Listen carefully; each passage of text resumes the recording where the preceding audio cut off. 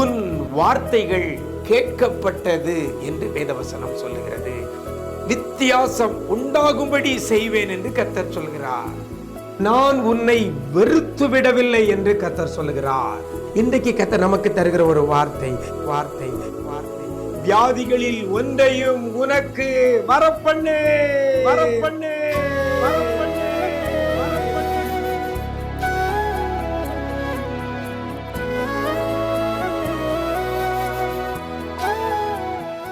கிறிஸ்துவில் பிரியமானவர்களே, ஆண்டவரும் இரட்சகருமாகிய இயேசு கிறிஸ்துவின் ஈடு இணையற்ற நாமத்தில் உங்களுக்கு அன்பின் வாழ்த்துக்கள். நல்லா இருக்கிறீங்களா? எல்லாரும் ஆண்டவர் கிருபையில நல்லா இருப்பீங்கன்னு கர்த்தருக்குள் நம்புகிறேன்.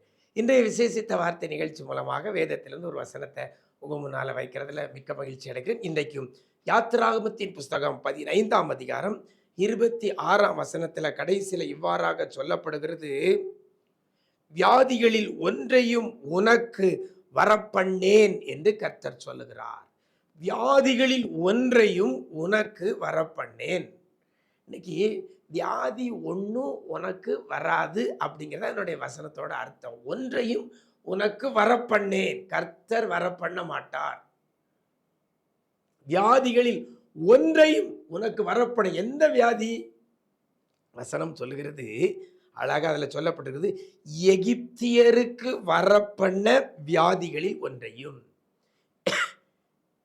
எகிப்தியருக்கு என்னென்ன வியாதிகளை வரப்பண்ணினாரோ கர்த்தர், எகிப்தியருக்கு வரப்பண்ணின வியாதிகளில் ஒன்றையும் உனக்கு வரப்பண்ணேன் என்று கர்த்தர் சொல்லுகிறார். எனக்கு அருமையான தேவ ஜனமே, நீங்க பற்பல வியாதியோடு கூட இருக்கிறீங்களா? எகிப்தியர்களுக்கு வந்த எந்த ஒரு வியாதியை உங்களுக்கு வரப்பண்ணேன் என்று கர்த்தர் சொல்லுகிறார். எப்போ நான் வரப்பண்ணாமல் இருப்பேன்? அந்த வசனத்தில் சொல்லப்படுகிறது, உன் தேவனாகிய கர்த்தரின் சத்தத்தை கவனமாய் கேட்டு. கர்த்தருடைய சத்தத்தை கேட்கணும், கவனமாய் கேட்க வேண்டும். இரண்டாவது, அவர் பார்வைக்கு செம்மையானவைகளை செய்யணும்.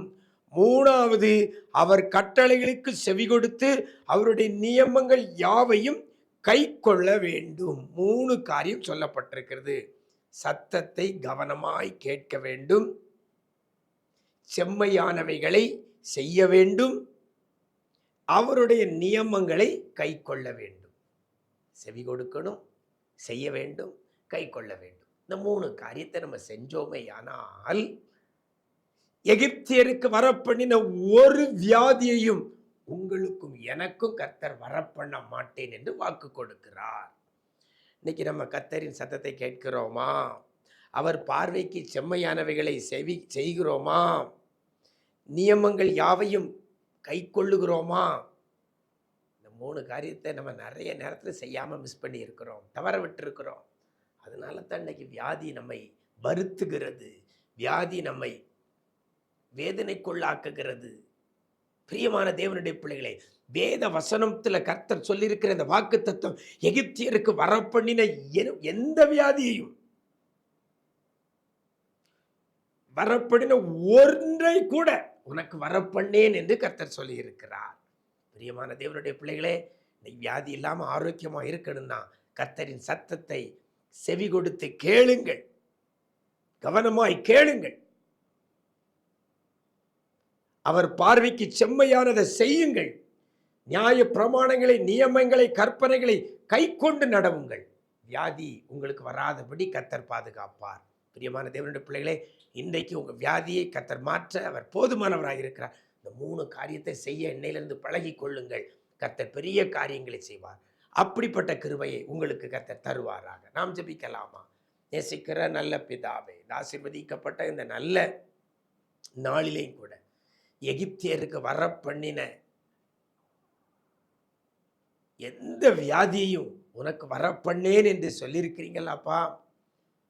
உமது சத்தத்தை கவனமாய் கேட்கிற பிள்ளையாய், உமது பார்வைக்கு செம்மையானதை செய்கிற பிள்ளைகளாய், நியமங்களை கை கொண்டு நடக்கிற பிள்ளைகளாய் யார் யார் மாற்றிக்கொள்கிறார்களோ, தங்களுடைய காரியங்களை மாற்றிக்கொள்கிறார்களோ அந்த பிள்ளைகளை தேவனாகிய கர்த்தர் எந்த விதமான வியாதியும் பிள்ளைகள் வராதபடி என் ஆண்டவர் வேலையடைத்து பாதுகாத்துக் கொள்வீராக. எகிப்தியருக்கு வந்த ஒரு வியாதியை கூட பிள்ளைகளுக்கு வரப்பண்ணேன் என்று சொன்ன வார்த்தையின்படி பிள்ளைகளுக்கு வராதபடி பாதுகாத்துக் கொள்வீராக. நன்மை கிருபை தொடரட்டும். இப்போ கூட வியாதியோடு இருக்கிற பிள்ளைகளுக்கு வியாதியை சுகமாக்கி இனி அந்த வியாதி வராதபடி பாதுகாத்துக் கொள்ளுங்கப்பா.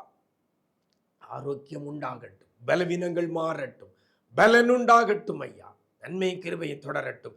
தீராத வியாதிகள் அத்தனையும் இன்றைக்கு இயேசு கிறிஸ்துவின் நாமத்தில் மாறுகிறதற்காய் நன்றி செலுத்துகிறோம். கிருபைகள் பெருகட்டும். நாள் முழுதும் பிரசனத்தில் மூடிக்கொள்ளுங்க. எங்க போனால் வந்தாலும் கர்த்தருடைய கிருபை பிள்ளைகளை தாங்கி வழி நடத்தட்டும். கிருபைகள் பெருகட்டும்.